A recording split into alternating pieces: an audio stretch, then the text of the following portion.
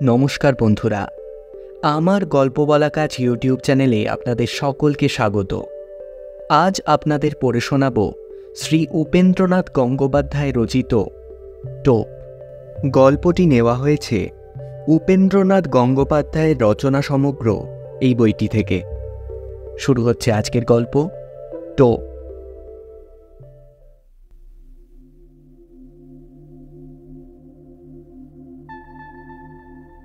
বৈদ্যনাথ চাটুর্যে যখন জীবিত ছিল তখন পার্বতীপুর গ্রামে অর্থে এবং প্রতাপে অপর কোনো পরিবারই চাটুর্যে পরিবারের সমকক্ষ ছিল না।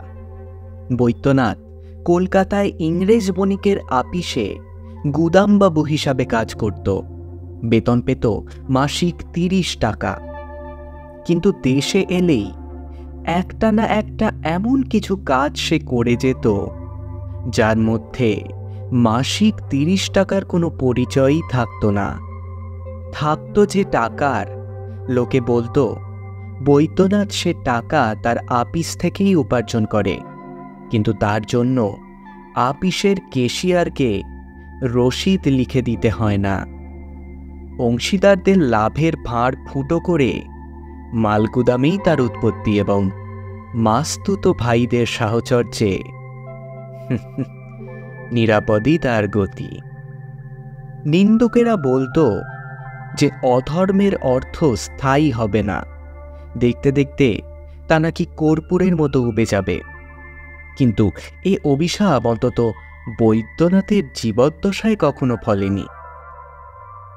অধর্মের অর্থে বানানো ইমারতের ভিত অথবা পুকুরের জলে তার মৃত্যুর বহুদিন পর পর্যন্ত কোনো গোলযোগ লক্ষ্য করা যায়নি। যখন গেল ততদিনে অধর্মের অর্থ ভোগে ও ভাগে অনেক ক্ষীণ হয়ে এসেছে। যে সময়কার কথা বলছি তখন বৈদ্যনাথের ভিটায় 2 শরিক বাস করত, পশুপতি এবং পশুপতির জাতুতো ভাইয়ের ছেলে মাধব। বৈদ্যনাথের অর্জিত অর্থের কিছু অংশ পশুপতির ঘরে আটকা পড়ছিল, কিন্তু মাধবদের অংশে সত্যিই তা কর্পূরের মতো উবে যাচ্ছিল।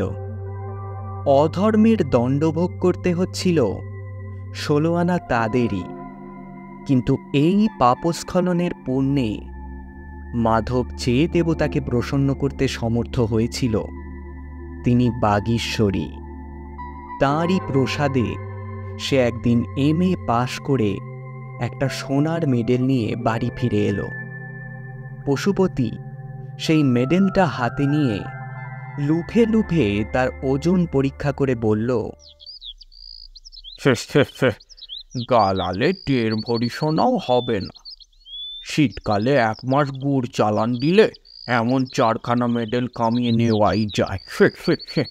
সাধে কি ছেলে পেলেগুলোকে বলি, ওরে লেখাপড়া করিস নে, তার চেয়ে বরং ওই মজুরি কর। হ্যাঁ, লেখাপড়া করে এই তো ছিঁড়ি হচ্ছে, অথচ এর জন্য কতই না টাকা ঢালা হয়েছে বলো তো দেখিনি।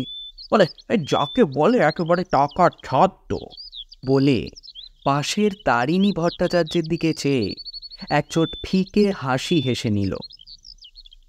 মেডেলখানা ফিরিয়ে নিয়ে পকেটে রেখে মাধব বলল, এসব পাগলামির কথা কাকা, হিসেবের কথা নয়। এমন পাগলামি আপনারও তো একাটা আছে। চোখ একেবারে ছানা বড়া করে পশুপতি বলল, কি বলিস? আমার কখনোই নয়, আমি তেমন বান্দাই নই। মাধব বলল, আছে বই কি, ওই যে আপনার পেতলের রাধাশ্যাম মূর্তি, গালিয়ে পেতল করে বেচলে যে পয়সাটা হবে সেটা সুদে খাটালে ওই মাসে 8 পয়সাও সুদ আসবে না, অথচ তার জন্য আপনি কত টাকাই না খরচ করেছেন। হ্যাঁ, মন্দির তৈরি করেছেন, তার নিত্য নৈবেদ্য খরচা আছে, তাছাড়া কত কাঁসর ঘণ্টা ইত্যাদি ইত্যাদি বাজানো, তাছাড়া তার সামনে ঢিপঢাপ করে যে প্রণাম করেন, কতই না নাকমোলা কানমোলা। কিন্তু আসলে তো 4.5 আনার পেতল ছাড়া সেটা আর কিছু নয়। মাধবের কথা শুনে হতবাক হয়ে ক্ষণকাল এক দৃষ্টে চেয়ে থেকে পশুপতি বলে, শোনো কথা, সে জিনিস আর এ জিনিস কি এক হলো? আরে হলো বই কি কাকা, একটু ভেবে দেখবেন, তাহলেই বুঝতে পারবেন। ছ্যা, বলে হাসতে হাসতে মাধব প্রস্থান করল। পশুপতি বলল, বাপ রে, যেন স্পিরিটের বোতল। হে, মুখের কাছে একটা ম্যাচ কাঠি ধরেছে কি একেবারে টক। দু পাতা ইংরেজি বই উল্টে দেমাখানা দেখেছো তারিণী খুঁড়ো? তারিণী খুড়ো তখন লোলুপ দৃষ্টিতে পশুপতির চালের ওপর অবস্থিত গোটা 4-5 চাল কুমড়ো দেখছিলেন এবং নারকেল সহযোগে তা দ্বারা কিরূপ উপাদেয় ব্যঞ্জন তৈরি হতে পারে সে কথাই মনে মনে চিন্তা করছিলেন। বললেন, আরে ছাড় ছাড়, একেবারে ঘেন্না ধরিয়ে দিলে। তুমি তাই গুড়ের ব্যবসার কথা বললে, আমি যদি হতুম তাহলে চাল কুমড়োর কথা বলতো। হ্যাঁ, চাল কুমড়োর উল্লেখ শুনে চমকে উঠে তারিণী ভট্টাচার্যের দৃষ্টি অনুসরণ করে পশুপতি উঠে পড়ল। বলল, ওরে বাবা রে বাবা, ওহ মাগো, খ্যাঁচ করে পিঠে কেমন একটা ব্যথা উঠলো বাবা। বাড়ির ভেতরে চললাম গো খুড়ো, একটু মালিশ করাই গে। অন্নে এবং সম্পত্তিতে পৃথক হলেও পশুপতি এবং মাধবদের মধ্যে জ্ঞাতিত্বের একটা বিদ্বেষ বরাবরই ছিল। সেটা বৃদ্ধি পেল মাধবের MA পাশ করার পর থেকেই, অর্থাৎ যখন থেকে পশুপতিদের পক্ষে হিংসা করার একটা বস্তু সত্যি সত্যিই জন্মগ্রহণ করল। অন্তঃসলীলা ফল্গুর মতো বিষয়টা একগুচ্ছ কপট বালির নিচে দিয়ে বইত, কিন্তু একটুখানি বালি সরে গেলেই সেটা চোখে পড়তে দেরি হতো না। অর্থ বড় না বিদ্যা বড়, এই নিয়ে উভয় পক্ষের মধ্যে প্রায় হাসি ঠাট্টা কৌতুক ও বিদ্রূপ চলত। কোজাগরী পূর্ণিমার দিন লক্ষ্মী পুজোর নিমন্ত্রণে মাধব পশুপতির গৃহে এলে পশুপতি বলতো, অমন মাথা উঁচু করে সেলাম না করে একটু হেঁট হই প্রণাম করো না বাবাজি। তাতে তোমার মা সরস্বতী একটু রাগ করলেও মোটের ওপর তোমার লাভই হবে। এর উত্তর মাধব দিত বসন্ত পঞ্চমীর দিন। সরস্বতী পুজো উপলক্ষে তাদের বাড়ি পশুপতি নিমন্ত্রিত হয়ে আসত। মাধব তার হাতে একটু নির্মাল্যের ফুল গুজে দিয়ে বলতো, কাকা, এই ফুলটুকু না গোবরার মাথায় ছুঁয়ে দেবেন কেমন? আসলে বামুন ঘরের ছেলে তো, একেবারেই ক অক্ষর গোমাংস হয়ে থাকবে কিনা, একটু যদি উপকার হয় এতে। আপনি তো তবু 3rd ক্লাস পর্যন্ত পড়েছিলেন, কিন্তু এ যে 4th ক্লাসেও গেল না। চোখ লাল করে নির্মাল্যের ফুল হাতে নিয়ে পশুপতি বাড়ি ফিরত। এখানে বলে রাখা ভালো, গোবরা পশুপতির জ্যেষ্ঠ পুত্র। কিন্তু অবশেষে কিছুদিন পরে মাধবকেই দেবী লক্ষ্মীর শ্রেষ্ঠত্ব স্বীকার করতে হলো। তহবিল শূন্য প্রায়, সুতরাং অচিরেই অচল হয়ে যাবে বলে সংসার নোটিশ দিয়েছে। মাধব পশুপতির শরণাপন্ন হল। বলল, কাকা, টাকা জিনিসটাকে উপেক্ষা করা চলে না, তা আমি বুঝতে পেরেছি। পশুপতি একটু অবাক হয়েই বলে, বাবা, তা হঠাৎই শুভবুদ্ধি হলো যে? হ্যাঁ, আসলে সংসারটা অচল হয়েছে, টাকা দিয়ে তাকে আবার চালাতে হবে। তা কি করবে মনে করছো? ব্যবসা। কিসের ব্যবসা? কলকাতায় একটা বইয়ের দোকান করব বলে স্থির করেছি। তা আমার কাছে কেন বাপি? আপনাকে তার জন্য আমাকে 500 টাকা দিতে হবে যে। কিছুক্ষণ নীরবে মাধবের দিকে দৃষ্টিপাত করে পশুপতি বলল, মাধব, MA পাশ করে তুমি যে বেকুবি করেছ তার জন্য আমাকে 500 টাকা জরিমানা দিতে হবে বলতে চাও? হ্যাঁ? মাধব বলল, টাকাটা আমি এমনি চাইনি, ধার হিসাবেই চাইছি। আমার কাছে কোনো টাকা পাকা নেই। কিন্তু আছে বলেই যে আমার বিশ্বাস। আপনি 25,000 টাকা দিয়ে পলাশপুর তালুক কিনবার কথাবার্তা করছেন তা আমি জানি। সে টাকা তো আমি ধার করে তুলব। তাহলে এই টাকাটাও না হয় ধার করেই তুলুন। মাধবের কথায় পশুপতি যে কি বলবে তা প্রথমটা ভেবে পেল না। পরে মৃদু হেসে ধীরে ধীরে পড়ল, হে হে হে, দেখো মাধব, একটা গল্প চলিত আছে। তুমি সেটা জানো কি না আমি জানি না, তবুও শোনো। একজন লোকের একটা মইয়ের দরকার ছিল, বুঝলে। সে তার এক বন্ধুর কাছে গিয়ে অল্পক্ষণের জন্য তার মইটা চাইল। বন্ধু বলল, সে কি কথা, তুমি চাইছো, সামান্য একটা মই তোমাকে দেবো না? নিশ্চয়ই দেবো। তবে কি জানো ভাই, মইখানা না ক্যাশ বাক্সে রেখেছিলাম, কিন্তু ক্যাশ বাক্সের চাবিটা হারিয়ে গেছে, খুঁজেই পাচ্ছি না। এমন অদ্ভুত আপত্তি শুনে লোকটা বলল, অত বড় মই ছোট্ট একটা ক্যাশ বাক্সে রেখেছ? এ কথা বলাতে আমি খুবই দুঃখিত হলাম। তাতে বন্ধু বলল, বুঝলাম, কিন্তু সোজা কথায় মইটা যে তোমাকে দেব না, তা বললে তুমি কি সুখী হতে? তা বাবা মাধব, তুমিও কি আমাকে পশুপতিকে কথাটা শেষ করতে না দিয়ে তাড়াতাড়ি উঠে পড়ে মাধব বলল, না না কাকা, আমি আপনাকে মইয়ের মতো অদ্ভুত একটা কিছু বলাতে চাই না। টাকা পেলাম না বটে, কিন্তু গল্পটা শুনে খুবই খুশি হলাম। চমৎকার গল্প বলে মাধব প্রস্থান করল। এই ঘটনার দিন 10 পরের কথা। পশুপতি তার বৈঠকখানায় বসেছিল। এমন সময় প্রবেশ করল গোষ্ঠ ডাকপিয়ন। এলাকার পোস্ট অফিস অনেক দূরে, তাই নিত্য বিলির ব্যবস্থা নেই। সপ্তাহে 3 দিন ডাকপিয়ন চিঠি বিলি করতে আসে। গোষ্ঠ পশুপতিকে প্রণাম করে একখানা চিঠি দিল। তারপর বলল, এগে বড়বাবু, এই যে ছোটবাবুর নামে একখানা টেলিগ্রাম আইছিল, কিন্তু ছোটবাবু তো বাড়ি নাই। এই টেলিগ্রামটা কি আপনাকে দিয়ে যাব?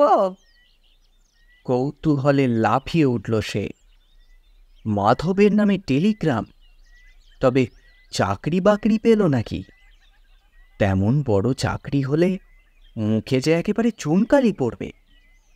কৌতূহলের প্রকাশ দমন করে উদাসভাবে পশুপতি বলল, টেলিগ্রাম? তা দাও, দিয়ে দেবো এখন। টেলিগ্রাম দিয়ে সই নিয়ে গোষ্ঠ চলে গেল। টেলিগ্রামের খামটা তেমন ভালো করে মোড়া ছিল না। সামান্য চেষ্টাতেই সেটা খুলে গেল। যেটুকু ইংরাজি ভাষার জ্ঞান পশুপতির ছিল, তা দিয়ে কোনো রকমে টেলিগ্রামের মর্ম উপলব্ধি করেই তার মুখ বিবর্ণ হয়ে উঠল। তার সারা শরীর কাঁপতে লাগল। তারা তারা বলে সে একটা তাকিয়া টেনে নিয়ে শয্যার ওপরে শুয়ে পড়ল। টেলিগ্রামের মর্ম হল এই, মাধব ডার্বির 2য় পুরস্কার লাভ করে কলকাতার টার্ফ ক্লাব থেকে 14 লক্ষ টাকার অধিকারী হয়েছে। বিন্দু বিন্দু ঘামে সারা দেহ ভিজে উঠল। মাথা ঘুরে গেল তার। মোটামুটি হিসাবে 14 লক্ষ টাকার সুদ মাসিক 7,000 টাকা হয়। সর্বনাশ! এরপরেও কি আর গ্রামে বাস করা চলবে? যে সরস্বতীকে নিয়ে এত পরিহাস, এত বিদ্রূপ সে করেছে, সেই সরস্বতীর পাশে এত সমারোহের সঙ্গে লক্ষ্মী গিয়ে শেষ পর্যন্ত বাসা বাঁধলেন।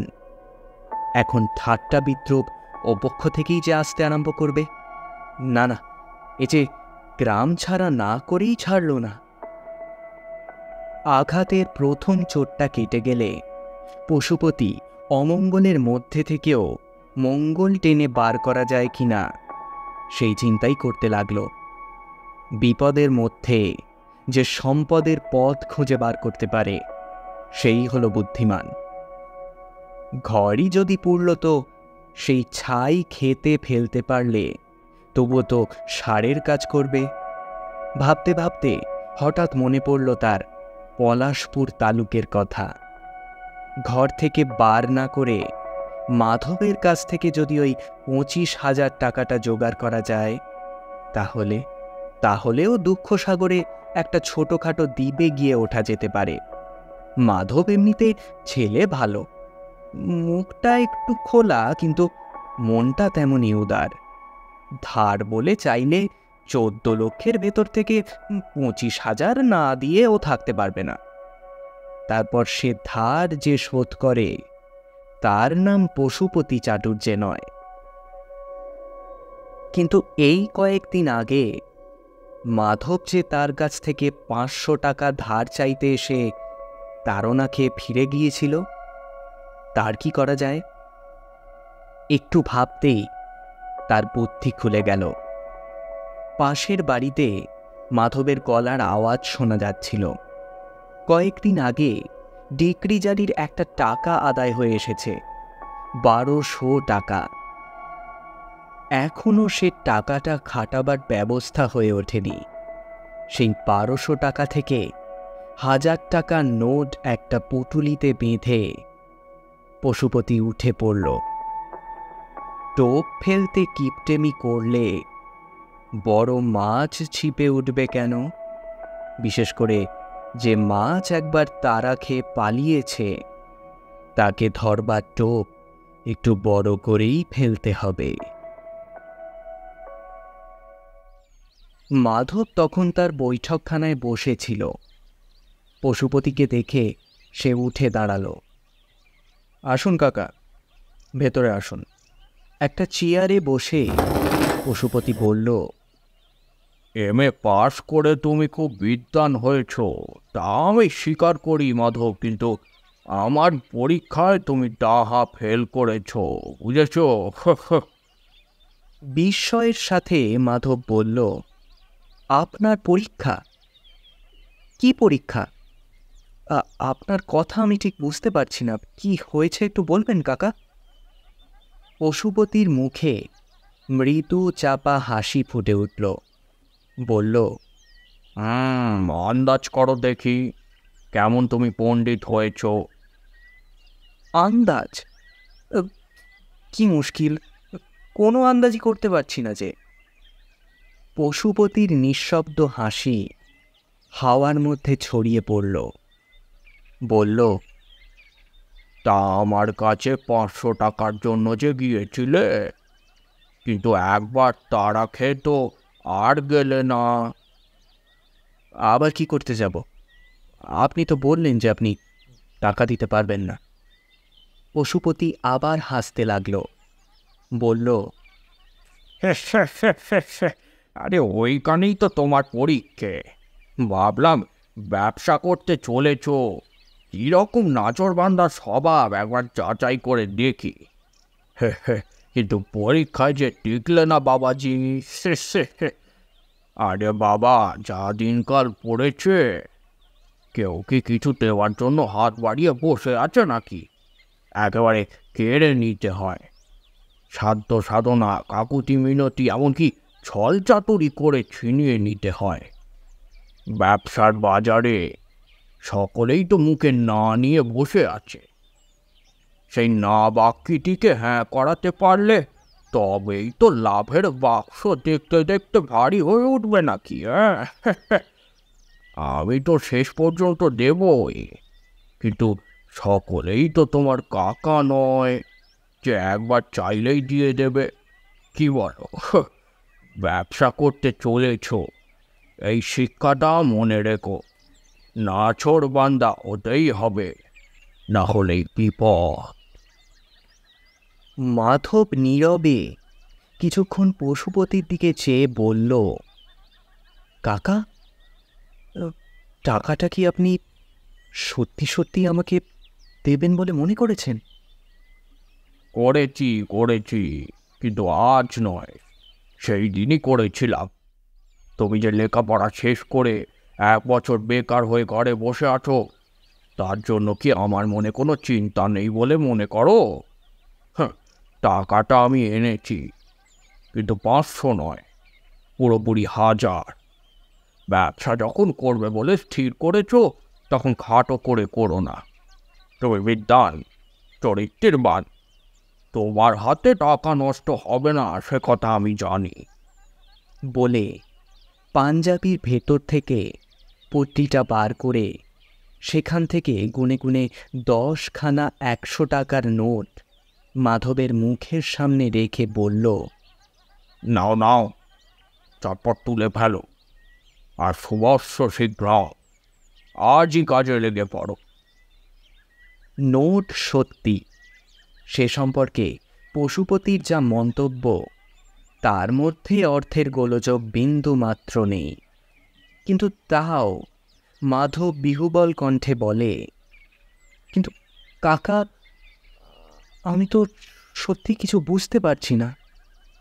পশুপতি বলল, এখন পারবে না, পারবে যখন তোমার ছেলে হবে, যখন ভাইপো হবে তখন। বলি, সম্পর্কটা তো আর পাতানো নয়। আমাকে গঙ্গায় দিয়ে কাছা না নাও, খালি পায়ে 10টা দিন যে বেরিয়ে বেড়াতে হবে, তোমার কষ্টে আমি কি স্থির থাকতে পারি বাবা?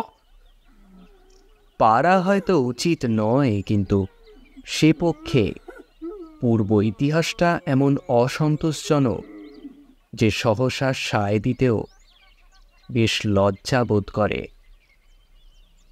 তবুও আপাত দৃষ্টিতে যখন কোনো ছলচাতুরি কিংবা দুরভিসন্ধি দেখা যাচ্ছে না, তখন বলতেই হলো 2-4টে কৃতজ্ঞতার কথা। টাকাটা তুলে রেখে মাধব বলল, কাকা, টাকাটার জন্য একটা যা হয় কিছু লিখে দিই, কেমন? মাধবের কথা শুনে পশুপতি কিছুক্ষণ স্তব্ধ হয়ে বসে রইল। তারপর একটা দীর্ঘশ্বাস ত্যাগ করে ধীর অথচ গম্ভীর কণ্ঠে বলল, দেবে দাও। সেই জুতোটা নিয়ে বাড়ি বাড়ি দেখিয়ে বলে বেড়াই যে ভাইপোর হাত থেকে পেয়েছি। দুর্গা দুর্গা, এবার দেখছি গোবরা কোনোদিন টাকা পেয়ে রসিদ লিখে দিতে চাইবে। তারপর হঠাৎ মাধবের হাত সজোরে চেপে ধরে উচ্ছ্বাসিত কণ্ঠে সে বলল, আচ্ছা মাধব, সত্যি করে বলো দেখি, এই যে পলাশপুরের যে 25,000 টাকার জন্য আমি লোকের কাছে হাত পেতে বেড়াচ্ছি, তোমার যদি টাকা থাকতো তুমি তা দিয়ে আমার কাছ থেকে কিছু লিখিয়ে নিতে পারতে? হ্যাঁ, বলো। এই কথার প্রকৃত উত্তর মাধব মনে মনে দিল, প্রথমত টাকাই দিতাম না, আর দিলেও নিশ্চয়ই লিখিয়ে নিতাম।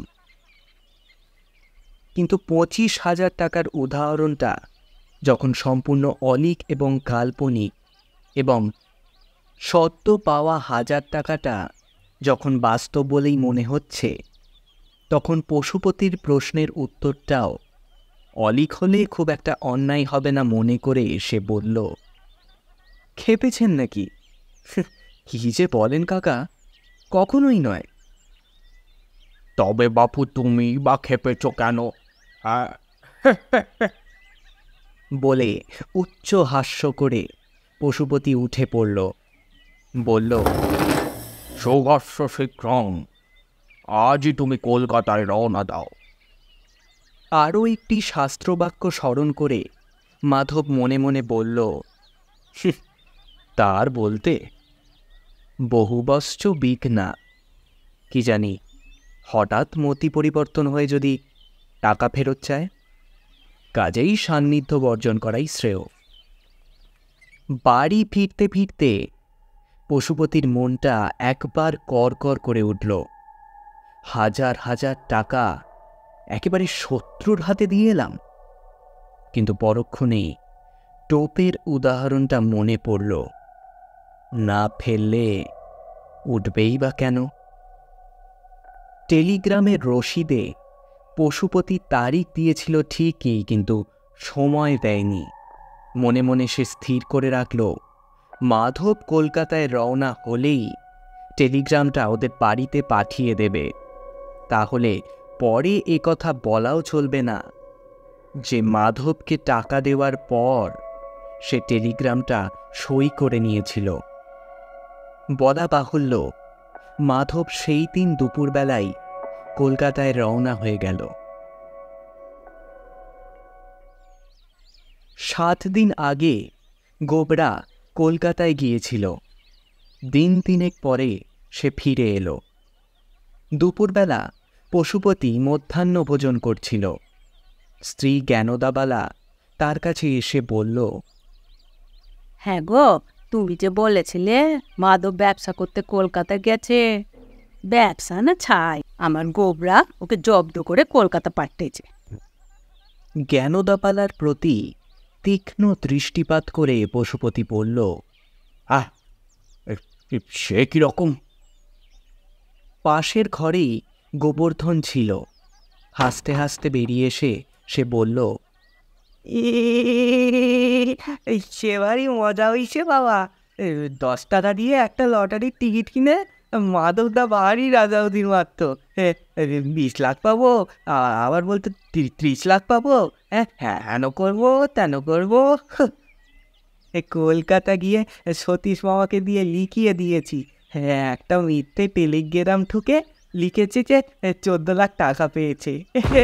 ছুটেছে তাই ছুটে কলকাতা। পশুপতি গাক করে একটা শব্দ করে উঠল। মানে বইতে যার কোনো অর্থ খুঁজে পাওয়া যায় না। তার চোখ দুটো ছানা বড়া হয়ে গেছে। ভয়ে জ্ঞানদা চিৎকার করে উঠল, ও মা, ও কি হলো গো? গলায় কাঁটা লাগলো নাকি? ভাত খাও, ভাত খাও।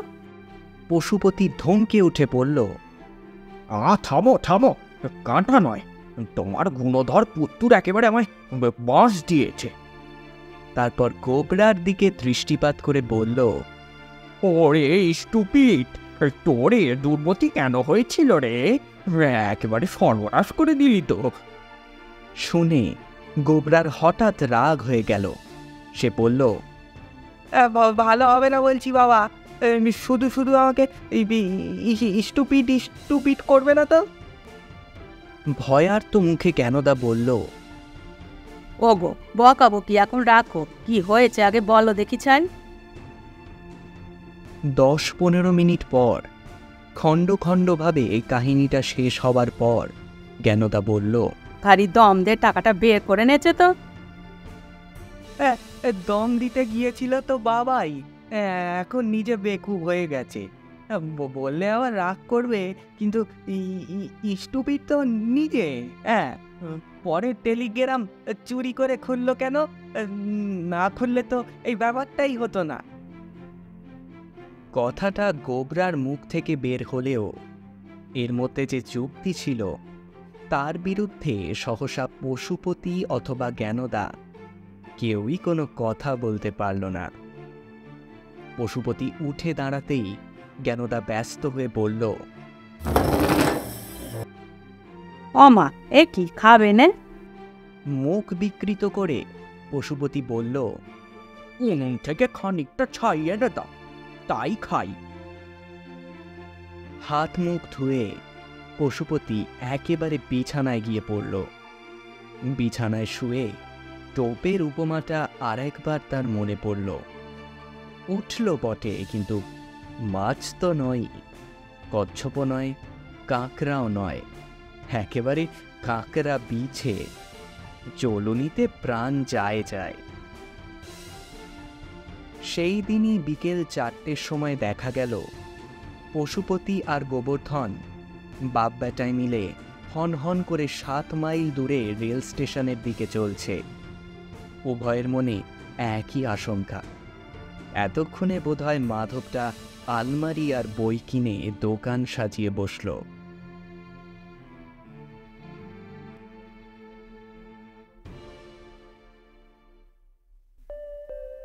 শুনছিলেন শ্রী উপেন্দ্রনাথ গঙ্গোপাধ্যায় রচিত টোপ। কেমন লাগলো আজকের গল্প তা অবশ্যই কমেন্ট করে জানান। গল্পটি ভালো লাগলে লাইক করুন, বন্ধুদের সাথে শেয়ার করুন, আর অবশ্যই চ্যানেলটিকে সাবস্ক্রাইব করে বেল আইকন প্রেস করে দিন। এইভাবেই আমার পাশে থাকুন। খুব তাড়াতাড়ি আপনাদের কাছে নতুন গল্প নিয়ে হাজির হব। আমার গল্প বলা কাজে